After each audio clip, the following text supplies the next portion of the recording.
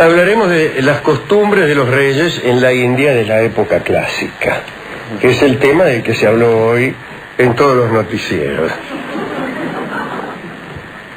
Desde el momento en que existió un poder central en la India, el rey resumía en su persona no solo los derechos y los poderes, sino también el tiempo y la prosperidad del suelo. Comparado con el sol, debía desarrollar sus actividades cotidianas a horarios estrictos a fin de mantener el orden cósmico en su regularidad. Es decir, volvemos a esta estructura que hemos explicado muchas veces aquí. El rey era considerado como una metáfora del universo, o como yo diría como un mapa del universo. De modo tal que las irregularidades que el rey viniera a registrar en sus movimientos, de algún modo debían, por simpatía, o por vaya a saber qué clase de unión mágica, encontrar eco en el universo. Es decir, que si el emperador se levantaba a una hora inadecuada, era hasta posible que el sol saliera también en un momento inadecuado. Y si el monarca era malvado o era desorbitado en sus acciones, pues evidentemente había peligro de inundaciones, de terremotos y de toda clase de calamidades. Esto obligaba a que los monarcas tuvieran una vida muy rigurosa, cuidada de sus detalles más íntimos. Por ejemplo, no se podían cortar el pelo, sino cuando el momento era propicio, etcétera. De todo esto hablamos muchísimo. En algunas comunidades el grado de rigurosidad de estas normas casi condenaban al rey a la más completa inacción. Bien, el caso es que en la India también se pensaba que una vida disoluta del monarca podía generar el caos universal. En el Ramayana, libro que conviene leer, al menos si se está en la India, se cita con temor la falta de ese orden centralizado y es descrita la anarquía, ¿no? Y se dice que la anarquía como forma de gobierno trae como consecuencia la falta de lluvia, que el hijo no honre al padre ni la esposa al marido y que el país se asemeje a un rebaño sin pastor. Es decir, la anarquía no solo trae consecuencias políticas, sino desde luego meteorológicas.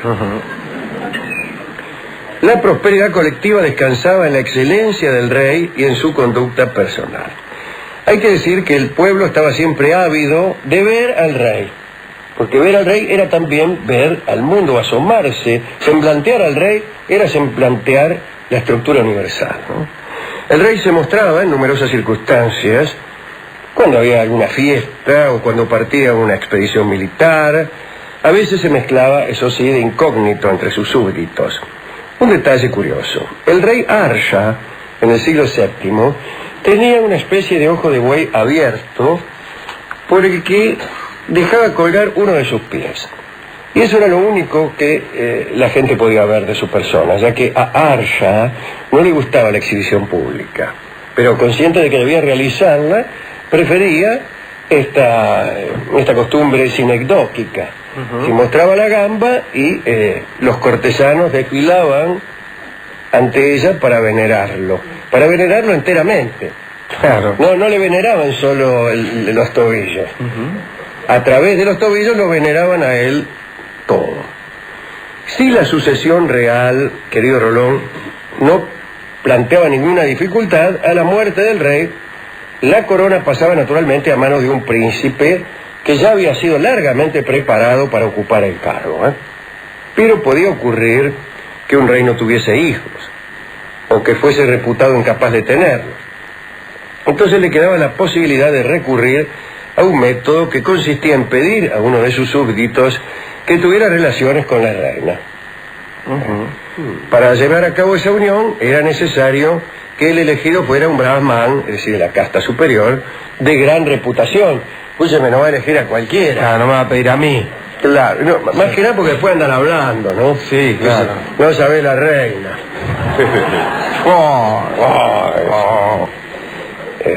O no sabe lo que me costó, con razón. Con razón. Ahora lo entiendo al rey. No era culpa del rey. ¿Qué querés? De todos modos, lo usual era que el rey tuviera varios hijos, pero a veces, por alguna razón, el mayor o el designado para sucederlo no podían reinar. Por ejemplo, un impedimento importante era que fuese jugador.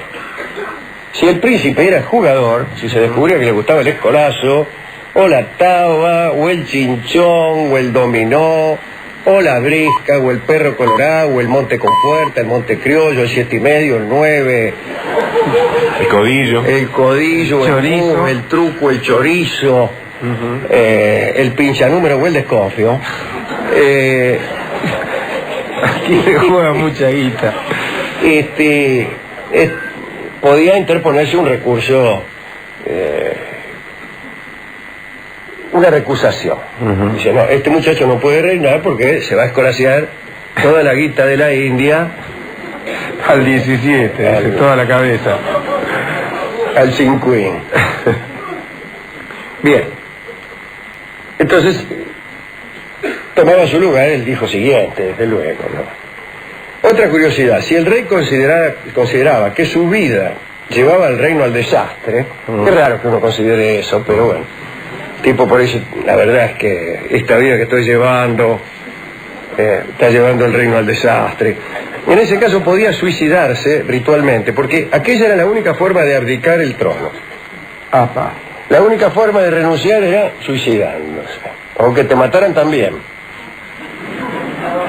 Es decir, la muerte. La muerte. ¿Cómo, no? O sea, uno dejaba de ser rey solamente muerto. Solamente muerto. Se podía suicidar el rey ahogándose en un río sagrado tenía que ser, no cualquier río. El río Reconquista, cuanto menos como se llamaba entonces, no era conveniente. También podía suicidarse haciéndose quemar vivo o aplicando la retención del aliento que el taoísmo o las cesis enseñan, ¿no? Me quedo con el río. Sí, esa forma de suicidio, sobre todo la primera, que es la más fácil, convengamos, fueron aplicados por varios monarcas indios, principalmente en la Edad Media. Entre los grandes personajes del reino estaban el capellán del rey, que en realidad era el que ocupaba el primer lugar, ¿no? Era un brahmán de buena reputación, muy sabio, cuyo cargo también era hereditario. A menudo este funcionario era preceptor del rey cuando el rey todavía era príncipe heredero. Le enseñaba todas las mañas y todas las cosas. El capellán o purojita, así se le llamaba, le servía de consejero y era el único habilitado para acompañar al rey en el ajedrez, en la chaturanga. Decimos acompañar porque aquel ajedrez se jugaba de a 4, 2 contra 2. Entre otras cosas, el purojita cuidaba el palacio en ausencia del rey y no vacilaba en hacerle reproches si su conducta moral dejaba que desear. Escúcheme, ¿qué le parece? Un rey con la bragueta abierta. ¿Qué va a decir la gente? En cambio, otros cortesanos, cuando veían al rey en esas circunstancias, miraban para otro lado. Sí. O le hacían... ¿qué farmacia está de turno hoy en Calcuta? Se lo decían de un modo indirecto. Claro.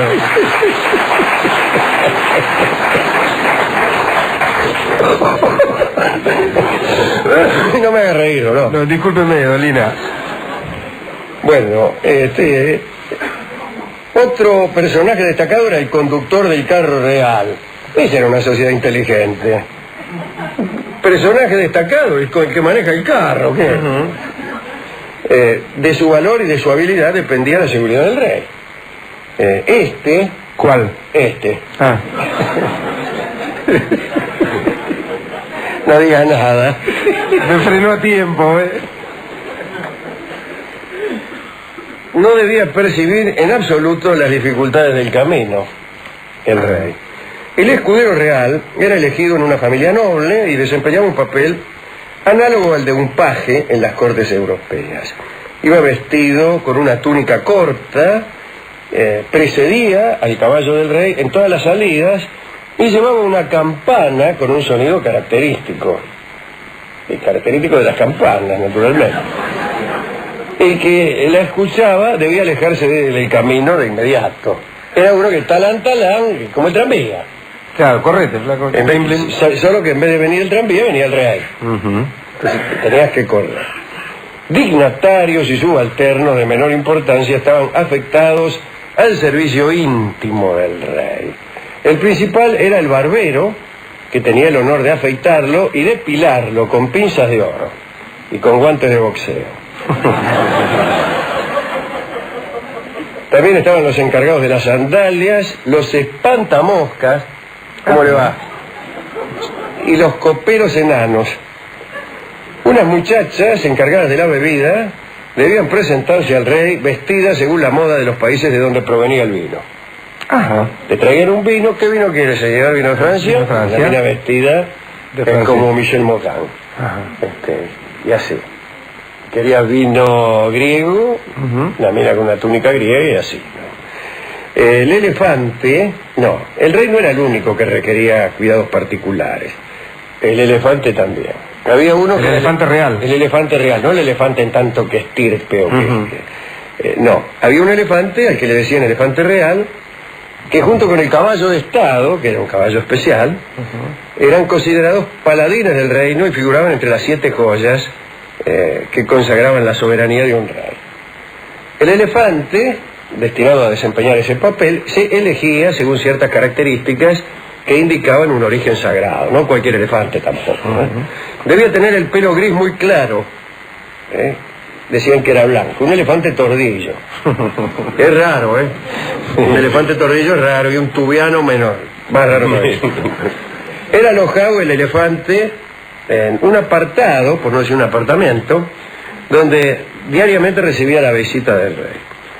El rey lo montaba, disculpen ustedes, por medio de una escalera de oro.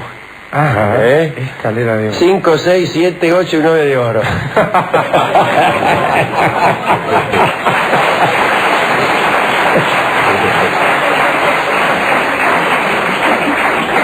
Muchas veces se lo comparaba a este elefante con la montura de Indra, el elefante sagrado, ¿no? Era considerado como un personaje, y los cortesanos hablaban bien de él y alababan su prudencia, su sagacidad y su inteligencia, y el elefante de muerto de risa. Claro, sin entender nada, le digo. Sin descubrir la pólvora nunca.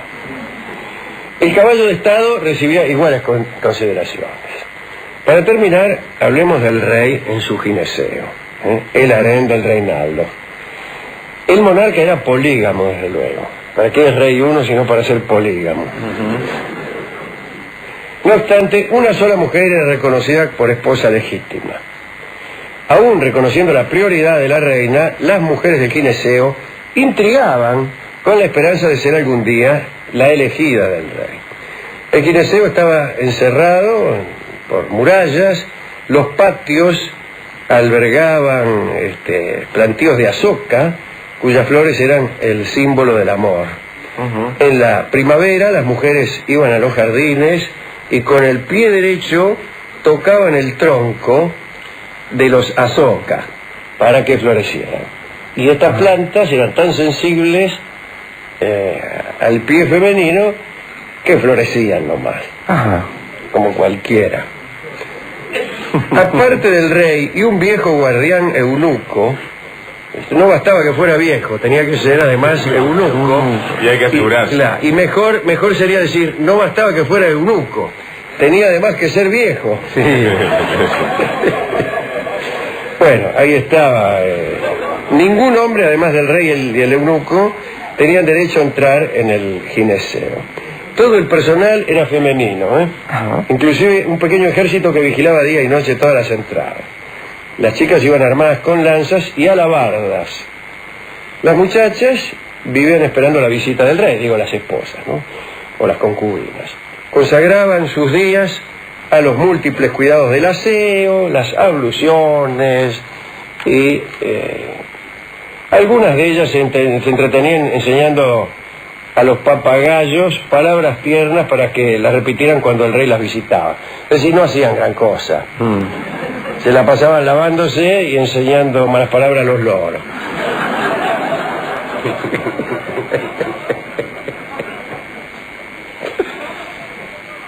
Nada de ayuda social. No, nada. Cuando el monarca llegaba, muchas veces las invitaba a hacer excursiones a algún río, por ejemplo el río Reconquista, Ajá. que en aquel tiempo se llamaba Brahmaputra.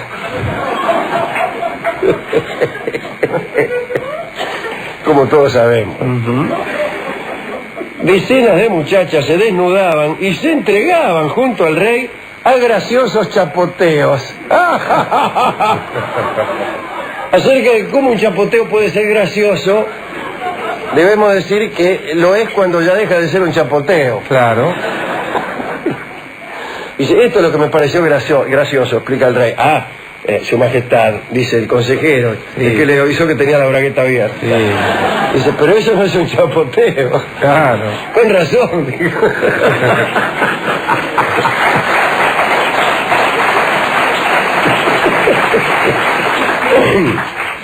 Bueno, dicen las crónicas, leo una crónica que describe estos chapoteos. A veces iba el rey a juntárseles y se zambullía entre ellas. Ajá. Entre las chicas. Entre las chicas. ¿Sería? ¿O qué? No lo sé.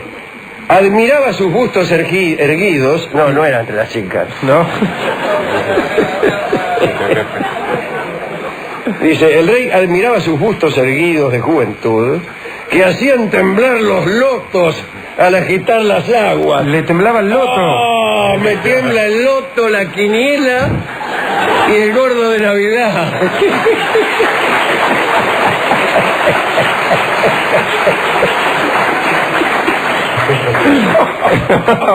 El loto no. Dijo el rey.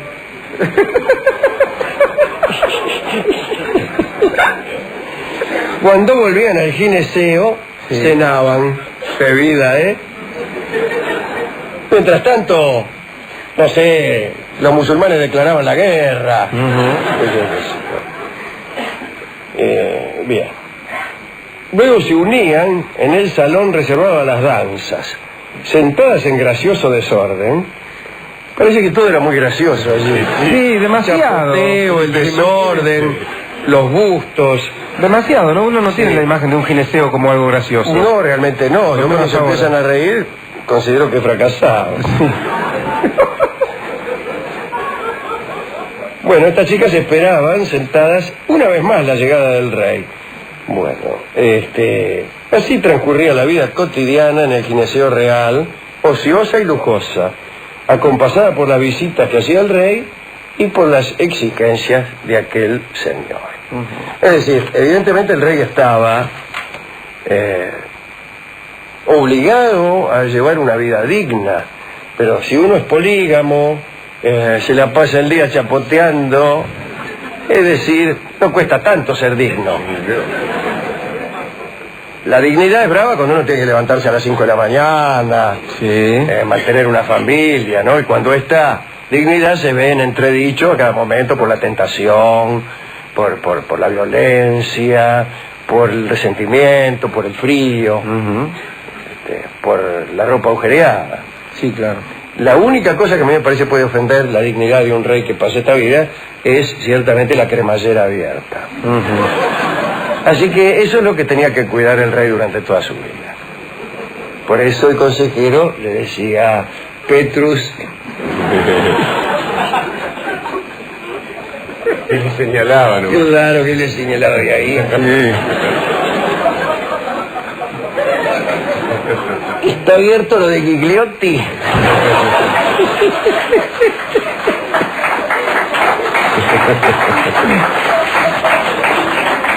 Bien, ¿a quién quiere dedicar esta charla, querido Rolón? Primero al rey Arsha, que por lo menos a la hora de exhibir una parte de su cuerpo exhibía la del pie. Era un poco más recatado. Sí, que otros que andan con el ojo de buey ahí, como el rey siguiente. Exactamente. Y quién sabe si muchos no habrán ocupado el lugar del rey, ¿no? Claro, El a rey veces estaba el rey no cansado porque estaba, llevaba la pata de y le cualquiera. decía al consejero, escúcheme, Asómese una pata por ahí. asómese ahí. Déjese tocar. Asome un rato la pata, total. Estos saludan cualquier cosa. Claro, no saludan cualquier cosa. Después las patas se parecen más o menos. Más o todas. menos, sí. ¿Sí? Mostrando el pie todos somos nobles. Claro. Tal cual. Después se lo dedico al cochero real, ¿sí? Que me parece un digno exponente acá del cuidado para llevar a Alicia, Claro. que se diera cuenta. Y si me permite, por supuesto, en contra como estoy del suicidio y esas cosas, aquellos que saben dar un paso al costado cuando sienten que le están haciendo mal a una nación, o por qué no a una vida, a una persona, cuando ya no tienen sentido en la vida de alguien, cuando se van a tiempo. Está bien. Aquellos novios que dan un paso al costado. Por ejemplo, sí. Cuando uno llega, especialmente. Sí. Bueno, hemos resuelto aludir a este hijo jugador que no pudo suceder al rey, ¿no? Ajá, a sí. esta cuestión conforme a la cual, si un príncipe era jugador y le gustaba un poco la generala y la montaña y el bidú, Ujú. y el unito y el pase inglés, pues entonces perdía la posibilidad de reinar por culpa del escolazo. Qué cosa. Y por culpa del escolazo se llama esta milonguita que va a cantar Don Edmundo Rivero, milonga que fue compuesta pensando en la sucesión real de la India. Adelante.